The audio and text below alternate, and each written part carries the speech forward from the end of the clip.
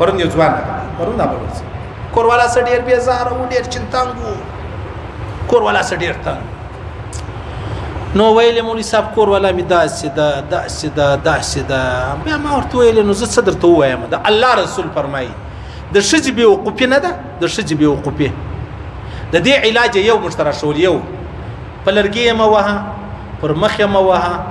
او مطلب بد مو ورته وایه صرف چې شوکه د ښځې جهالت د ښځې بېوقوفي د هغې علاج د الله رسول فرمایي خاموشي ده خاموشي اختیار کړه په دغه خاموشي باندې بس ستا کور والا سمه شي که نه سمېږي په خبرو باندې څونه ډېرې ښځې دي دا مړونه دونه جنتنګ دي عجبه خبره ده ته ګوره که چیرې د ښځو پر ځای باندې نارینه ور ودېدلی نارینه به په هغه کور کې دومره اختیار نه درلودی لکه ښځې چې زموږ ته کورونه را واده سي ټول کور د دې په اختیار دي دا خوښ نه ده دا زموږ ته مور را واکړه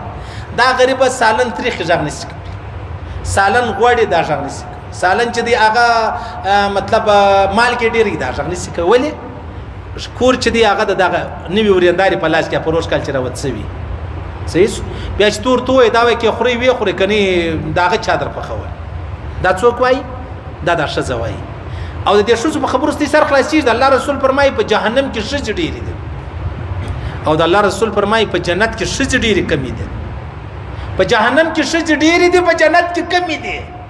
دی نه ده چې په دنیا کې دا وایي یاره زه څنګه ژوند تېرومه څنګه مې خپل سړی په لاسو کې اخیستی دی څنګه په خپل غریب کې اخیستی دی سړی دې په غریب کې دی کور دې په غریب کې دی دا ټول سرګنۍ دې په غریب کې ده لیکن ځای به جهنم لره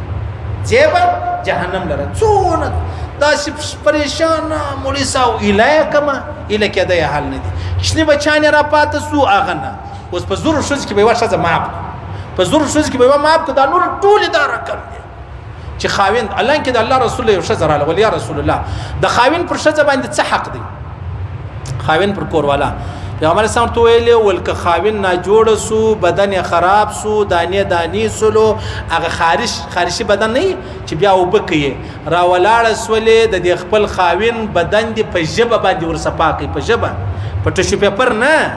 صحیح سولو په هغه ډیټول میټول نه په ژبه د الله رسول فرمایي لا حق نشي ادا کوي لا تا حق نه دی ادا کړی د الله رسول فرمایي که چیرې اجازه وای ما به داسې کړې وای ښځې ته به م ویلی چې هره ورځ خپل خاوند ته سجده لګوه لیکن موږ دی مجبوره سوي هره ورځ موږ سجده ورته لګو که اوس خدای دا خوشحاله چې ظالمه